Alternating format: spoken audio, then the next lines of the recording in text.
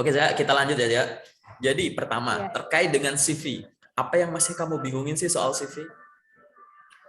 biasanya itu kalau CV aku tuh masih bingung soal model-model CV itu sebenarnya harusnya gimana ya Kak? Oh, model CV itu Yang bisa diterima, maksudnya yang orang tuh jadinya suka gitu loh. ini beda nih. Ini yang orang suka ya. Maksudnya gimana? Gimana nih Iya. maksudnya? Orang suka apa idealnya Maksudnya CV gimana? yang idealnya sih sebenarnya. Oke, jadi gini Za, ini general banget ya. Pertama, CV itu idealnya gimana sih gitu. Satu, CV itu memang kalau dari sisi kamu sendiri ya, CV itu harus menggambarkan tiga hal. Kamu itu siapa, apa yang sudah kamu lalui, dan setelah melalui itu semua, kamu akhirnya bisa apa. Gambarannya tuh itu dulu. Oke? Kamu itu siapa, sudah melalui apa, dan sekarang akhirnya bisa apa. Nah, CV itu pasti dibuat kan dengan tujuan akan dicocokkan dengan lowongan misalkan gitu ya. Ya. Nah, sehingga CV yang bagus adalah CV yang informasi yang ada di dalamnya, yang itu menggambarkan siapa diri kita dan kemampuan kita, itu makin banyak kata kunci yang cocok dengan lowongan ini gitu. Intinya itu dulu. Kalau CV-nya di sini menyebutkan butuh yang informasi simpel aja, perempuan, ya udah kamu yang lamar itu udah ibaratnya kan sama nih perempuan gitu kan. Usia maksimal Ya. sekian tahun, ya udah usiamu masuk gitu. Pendidikan minimal ini, ya iya pendidikan minimal ini gitu. Fresh graduates atau minimum pengalaman atau maksimum pengalaman 2 tahun. Ini kamu sama terus gitu sampai ke yang detail yang ditulis di sana. Makin bagus tuh seperti itu. Nah, pada pembuatannya, pada penulisannya, ada dua jenis CV. CV yang sifatnya itu desain gitu ya, yang berdesain, Ya. atau yang ATS gitu. Sebenarnya dua-duanya ini bagus semuanya. Ada plus minusnya masing-masing gitu. Ada yang kadang desain itu lebih lebih kuat daripada ATS. Ada yang ATS lebih unggul daripada yang desain kayak gitu. Nanti kamu baca dulu aja ya soal dua ini, atau nanti kamu nonton Ya. yang sesiku atau videoku yang lain soal dua ini. Aku yang intinya adalah informasinya dulu gitu. Yang kamu ungkapkan semua. Jangan menggambarkan ini ya, jangan mengejar halaman contoh. CV itu harus satu halaman, siapa yang bilang gitu. Dua halaman itu masih normal. Gitu. Satu halaman itu kamu harus hati-hati. Takutnya ada informasi penting karena kamu ngejar halaman udah nggak muat, akhirnya nggak kamu masukin. Padahal itu bagus. Oke? Ya. Mungkin yang harus kamu fokusin gini, Za. Kalau kamu orang baru lulus sekolah gitu ya, CV-mu itu harus menggambarkan prestasi akademikmu, dan prestasi non-akademikmu. Ibaratnya, saya lulusan sini loh, nilai kelulusan saya dalam tanda kutip bisa IPK atau ujian nasional sekian loh, gitu. Tapi selain saya punya prestasi akademik ini, saya juga ada prestasi non akademik nih loh. Selama saya sekolah di sini, saya tuh ikut organisasi ini, kepanitiaan ini, perlombaan ini, training ini, magang ini, paham ya? Gitu. Itu Ya. lulusan baru atau fresh graduate itu tuh kayak gitu. Cari keseimbangan prestasi antara ini sama ini. Prestasi akademik dan non akademik. Agar nanti bisa kita ukur potensi non akademik dan potensi akademiknya. Jadi kita tahu prestasi pasti ada potensi gitu. Nah, kita sebagai orang yang punya pengalaman kerja, kita wajib menonjolkan apapun soal pengalaman kerja kita. Oke, kalau kita tuh bukan seorang lulusan baru, kita udah punya beberapa pengalaman kerja. Tonjolkan itu dulu, gitu. Tonjolkan bahwa saya pernah kerja di mana, sebagai apa, tugas tanggung jawabnya apa, kamu rinci, dan kalau bisa sebut pencapaian kamu atau prestasi kamu. Nah, prestasi atau pencapaian ini nggak harus sesuatu yang viral, nggak harus sesuatu yang dapat penghargaan, piagam, piala gitu ya. Gitu. Itu merupakan suatu pencapaian pribadi kamu selama menempati posisi itu. Contoh, aku pernah jadi sales. Sebut pencapaianku adalah mampu menjual misalkan sekian unit rumah rata-rata per bulan gitu. Itu pencapaianku pribadi. Kamu nggak perlu bandingin sama orang lain gitu. Gitu. Jadi itu yang harus kamu tonjolkan. Jadi kalau orang punya pengalaman kerja, dia harus menjabarkan lebih banyak ya. Ruang di CV-nya itu lebih banyak menjabarkan soal pengalaman kerjanya. Nggak sekedar nulis udah pernah kerja di mana, periodenya kapan, sebagai apa. Nggak cuma itu. Job desk-nya juga jelas gitu. Jangan nulis misalkan, aku kasih contoh-contoh aja ya. Orang punya pengalaman kerja, job desk-nya misalkan, aku sebagai customer service gitu. Job desk-nya adalah gitu ya, menjelaskan produk baru kepada konsumen gitu. Atau misalkan memproses komplain konsumen gitu-gitu. Atau melakukan penawaran produk gini-gini. Itu general banget gitu. Atau kamu jadi sales. Kamu jadi sales apa ya? Sales motor gitu. Job desk-mu apa yang kamu tulis? Menawarkan motor kepada calon pembeli gitu kan. Mencapai target penjualan. Itu kan general banget gitu. Iya. Job desk-nya tuh langsung kamu tulis gitu.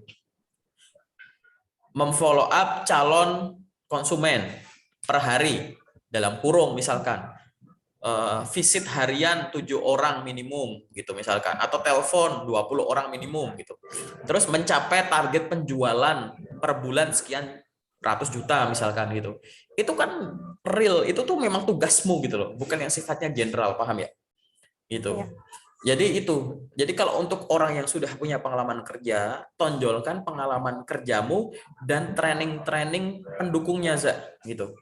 Training itu kayak training sertifikasi apapun itu. Karena itu merupakan kalau orang udah pernah training, udah pernah sertifikasi macam-macam, itu tuh jadi standar kalau kamu tuh punya standar kompetensi tertentu, gitu. Nggak, jadi aku ngukurnya tuh kayak ini orang udah punya pengalaman kerja, pernah ngerjain ini itu, ada project ini itu, prestasinya seperti ini, tapi di luar dia didukung dengan training ini itu. Jadi akhirnya dia punya standar kompetensi untuk menjadi seorang customer service lah, atau admin lah, gitu ya, atau apalah gitu. Ya ini keseimbangan soal kerjaan ini, gitu. Jadi lebih nonjolin ke arah sana gitu, Za. Gitu. Jangan jangan nulis orang yang punya pengalaman kerja, cara nulis CV-nya kayak lulusan baru, gitu. Malah yang banyak ditonjolin tuh organisasi kepanitiaan, nulis pengalaman kerja cuma PT ini sebagai ini periodenya ini gitu. Ya aneh gitu. Padahal itu pengalaman kerja bagus banyak gitu. Gitu. Paham ya? Karena itu yang kamu jual. Gitu sih, Za. Gitu. Ini aku kasih yang general-general dulu ya sebelum nanti masuk ke CV-mu. Ada lagi Iya. nggak yang masih kamu bingung? Yang masih aku bingung itu kalau untuk biasanya kan kalau CV itu kan kayaknya aku kalau ngeliat tuh orang rata-rata di CV-nya itu singkat ya, padat, maksudnya ya paling cuma selembar. Kalau untuk desain ya, kalau untuk desain kan itu selembar. Nah itu kan pada apa singkat-singkat banget, itu berpengaruh juga nggak sih Kak? Ya. Jadi CV yang ringkas atau concise itu ada dua. Memang orang ini tuh bisa buat sebagai penulisan yang ringkas tapi informatif. Informasinya tuh mengandung banyak kata kunci yang memang dibutuhkan gitu. Tapi memang ada yang ringkas itu ya karena yang dia nggak tahu mesti nulis apa gitu. Biasanya kalau yang nggak tahu nulis apa ini, kalau dia punya pengalaman, itu biasanya dia cuma dalam tanda kutip ngejar halamannya gitu. Wah ini udah satu halaman nih, nggak bisa ke halaman selanjutnya loh, dari mana? Orang CV itu 2 halaman itu wajar kok gitu. Atau yang ketiga, itu jadi ringkas karena memang kamu nggak punya pengalaman, Za. Misalkan kamu anak kuliah, ya kamu cuma kuliah pulang gitu. Organisasi juga organisasi cuma sekali 2 kali, seminar sekali 2 kali. Yang artinya apa? Nggak ada yang ditulis kan? Walaupun kamu menuliskan semuanya, kalau kamu nggak punya pengalaman, CV-mu nggak bicara, CV-nya tetap 1 halaman gitu. Sehingga aku balik sekali lagi, kalau kamu mau nyusun CV, tulis semuanya di Word dari atas ke bawah gitu. Data informasi pribadi, terus about kamu, ada ringkasan soal kamu gitu kan, terus pengalaman kerja, pengalaman organisasi kepanitiaan, pengalaman pendidikan, terus skill-skill kamu, mungkin ada prestasi kalau ada referensi gitu. Dari atas ke bawah dulu ditulis. Setelah gitu, baru kamu pikirin, oh ini aku mau bikin desain, yang ini aku taruh ke sini, ke sini, ke sini, ke sini gitu.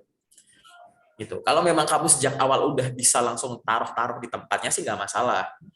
Tapi maksudku untuk awalan ya, biar nggak ada yang terlewat gitu ya. Tulis aja dulu di Word dari atas sampai bawah gitu. Bodo amat mau sampai berapa halaman gitu.